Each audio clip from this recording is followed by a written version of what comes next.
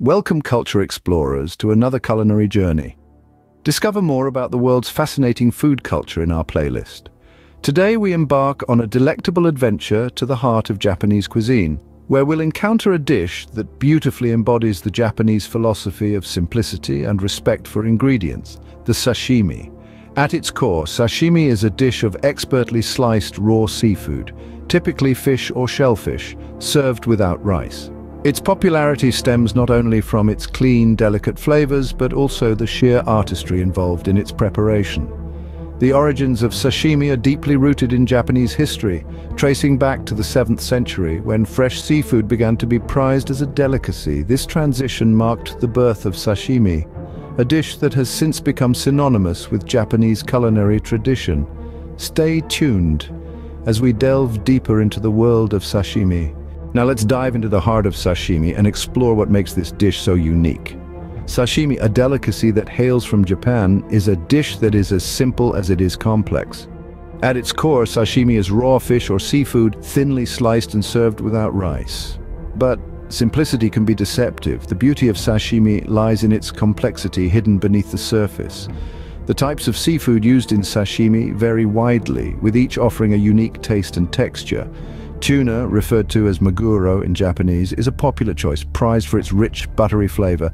Salmon, or sake, is another favorite, known for its soft texture and subtly sweet flavor. Octopus, or taco, offers a different experience, with a chewy texture and a light, clean taste. Other seafood like squid, scallops, and even sea urchin may also be used. But the key to a good sashimi is not just the type of seafood used, it's the freshness of the ingredients. Freshness is paramount in sashimi. The fish must be of the highest quality, often caught the same day it's served. This ensures the flavor is at its peak and the texture is just right. Yet even the freshest fish won't make good sashimi without the skill of the chef. Preparing sashimi is an art that requires years of training. The chef must know how to choose the right fish, how to handle it, and most importantly, how to slice it. The thickness of the slice can drastically alter the taste and texture of the sashimi. Too thick and the flavors can be overpowering, too thin and the taste might be lost. The cut must be just right, a balance that only a skilled chef can achieve. So while sashimi might appear to be just a plate of raw fish, it's so much more. It's a testament to the skill of the chef, the quality of the ingredients, and the beauty of simplicity. As you can see, sashimi is more than just raw fish, it's an art form. But what does sashimi taste like, and why do people love it so much? The taste of sashimi is an experience that is as captivating as the art of its creation. It's a delicate balance between the natural flavors of the seafood and the subtlety of its accompaniments. A single slice of sashimi can offer a taste that is clean, fresh, and subtly sweet, a testament to the quality of the fish. Now, the flavor can vary greatly depending on the type of fish used. Take, for instance, a slice of tuna sashimi. It's rich and buttery, almost melting in your mouth with a deep, savory flavor. On the other hand, a piece of salmon sashimi is lighter, almost velvety, with a delicate sweetness that lingers on the palate. Then we have yellowtail or hamachi, which presents a complex profile of tastes and textures. It's firm yet buttery, with a flavor that is both sweet and tangy. Each type of fish delivers a unique taste experience, a journey for your taste buds. But sashimi isn't just about the fish, it's also about the accompaniments that enhance its flavor. Soy sauce, a staple in Japanese cuisine, adds a salty umami depth to the sashimi that balances the natural sweetness of the fish. Then there's wasabi, a fiery green paste that complements the sashimi with its sharp, pungent heat.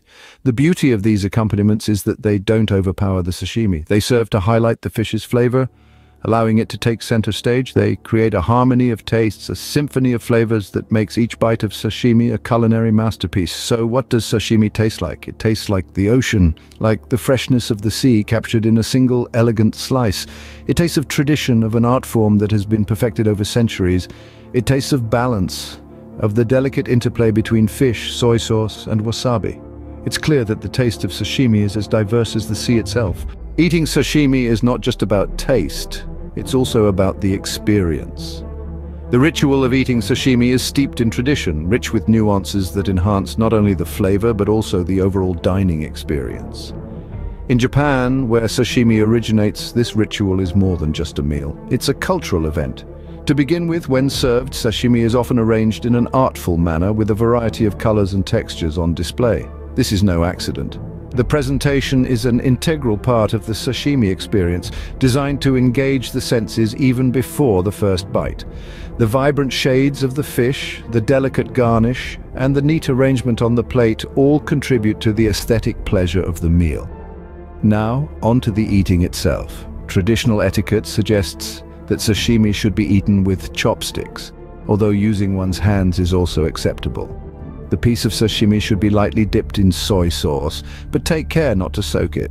It's all about enhancing the natural flavor of the fish, not overpowering it. Next, a small amount of wasabi may be added for a bit of heat, but again, moderation is key. The wasabi should complement, not dominate, the flavor of the sashimi. And for those who enjoy a bit of tang, a squeeze of fresh lemon can bring out the subtleties of the fish.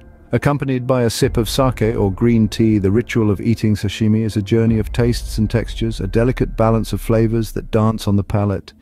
Each bite is an invitation to savor, to appreciate the quality of the seafood and the skill of the chef. But it's not just about the food. The ritual of eating sashimi is also about mindfulness, about being present in the moment. It's about appreciating the effort that went into preparing the meal and immersing oneself in the experience. So, eating sashimi is not just a meal, it's a cultural experience. It's a celebration of tradition, craftsmanship, and the simple joy of good food. So the next time you find yourself in front of a plate of sashimi, remember, it's more than just eating, it's a journey. Sashimi isn't just popular in Japan, it has taken the world by storm. This delicate art form of culinary delight, with its roots firmly planted in Japanese tradition, has managed to capture the taste buds of people all over the globe. As we journey around the world, we find that each culture has embraced sashimi in their own unique way, adding a dash of local flavor to this age-old delicacy. Let's start with Peru, where the Japanese influence has birthed a dish called tiradito. This Peruvian sashimi variant is thinly sliced and typically served with a spicy, citrusy sauce, offering a unique twist to the traditional sashimi. Then we have Korea, where hoi reigns supreme. This Korean sashimi style involves either raw freshwater or saltwater fish, served with spicy gochujang sauce, truly marrying the simplicity of sashimi with the bold flavors of Korea. Travel a bit further to Italy and we discover crudo, Italy's answer to sashimi. This dish often features thinly sliced raw fish or shellfish, drizzled with olive oil, lemon and sea salt, a testament to Italy's love for simple yet flavorful ingredients. Over in Hawaii, we find poke, a dish that's become popular worldwide. Poke, meaning to slice in Hawaiian, typically involves cubed raw fish mixed with soy sauce, sesame oil and various toppings, adding a tropical twist to the sashimi concept. And let's not forget about the United States, where sashimi has been incorporated into the fusion cuisine scene, giving birth to dishes like the sashimi pizza, an inventive blend of Eastern and Western flavors. From the spiced-up tiradito of Peru to the minimalist crudo of Italy and the fusion sashimi pizza in the USA, it's clear that sashimi's influence is truly global. These variations offer a fascinating glimpse into how a single dish can be interpreted and enjoyed in so many different ways. So no matter where you are in the world, you can enjoy the art of sashimi. To conclude our sashimi journey, let's take a moment to reflect on the key points we've discussed. We've seen how sashimi, a delicacy from Japan, is a masterful culinary art that champions simplicity and purity. Remember, it's typically made from fresh, raw seafood like tuna, salmon or octopus. We've also delved into the unique taste experience sashimi offers, a harmony of natural flavors and textures that is truly unparalleled. And of course, we've learned about the ritual of eating sashimi, a practice that enhances this gastronomic experience and underlines the respect for ingredients and craftsmanship. Moreover, we've seen how sashimi has transcended borders, winning hearts and palates around the globe, demonstrating the power of food to connect cultures. So, whether you're a seasoned sashimi lover or a curious gastronome, there's always something new to discover in this fascinating world of raw elegance. Thank you for joining us on this culinary journey. Don't forget to subscribe, share and comment. Until next time, keep exploring the world's fascinating food.